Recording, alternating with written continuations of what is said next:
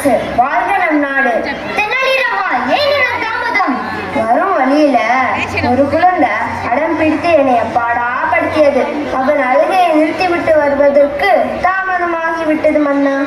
என்னது? இதை நான் நம்ப வேண்டுமா? ஆமா ஆமா, இதை நம்ப முடியவில்லை.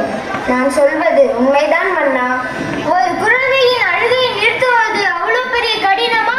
தாமதமா வந்ததற்கு சரியான காரணம் சொல்லலன்னா நீ தண்டிக்கப்படுவாய். மன்னா, இதற்கு ஏன் கோபம்? வேண்டுமென்றால் ஒன்று செய்யுங்கள், நான் குழந்தையாகவே மாறுகிறேன். என் அழுகையை நிறுத்துங்கள் பார்க்கலாம். என்ன தென்னாலி திடீரென்று அழுகிறான்? மன்னா, அவன் குழந்தையாகவே மாறிவிட்டான். குழந்தையே, ஏன் அழுகிறாய்? உனக்கு என்ன வேண்டும்? எனக்கு ஒரு பானை வேணும். யார் அங்கே? குழந்தைக்கு அழகான பானை கொண்டு வாருங்கள். ஐ, பானை. மன்னா, தெனாலி முகத்தில் எவ்வளவு சந்தோஷம்! சிரிப்பை பாருங்களேன். குழந்தையே, மறுபடியும் எதுக்கு அழுகிறாய்? எனக்கு ஒரு யானை வேணும். யார் அங்கே? வெளியில் நிற்கின்ற பட்டத்து யானையை உள்ளே கொண்டு வாருங்கள். ஐ, யானை யானை. முதலில் பானை கேட்டாய், தந்து விட்டேன். பிறகு யானை கேட்டாய், தந்து விட்டேன்.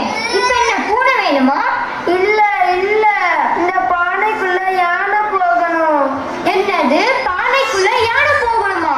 அந்த யானையை உள்ளே கொண்டு வந்ததே பெரும்பாடு. என்ன அமைச்சரை பார்த்து கொண்டே இருக்கிறீர்கள்? ஏதாவது சொல்லுங்களேன். மன்னா, எனக்கு ஒரு யோசனை. இந்த யானை அளவுக்கு பானை செய்து அதில் யானையை போக வைத்தால் என்ன? நீ ஒரு மண்ட அமைச்சர் என்று நிரூபித்து விட்டாய்.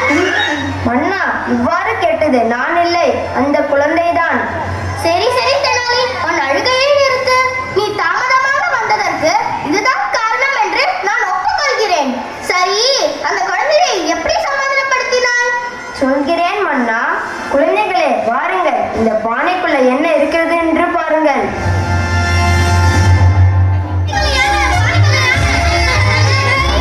அமைச்சரே, நீங்களும் வாருங்கள். ஆமா ஆமா, பானைக்குள்ள யானை. மன்னா, நீங்களும் வந்து பாருங்கள். தெனாலி, என்ன இது?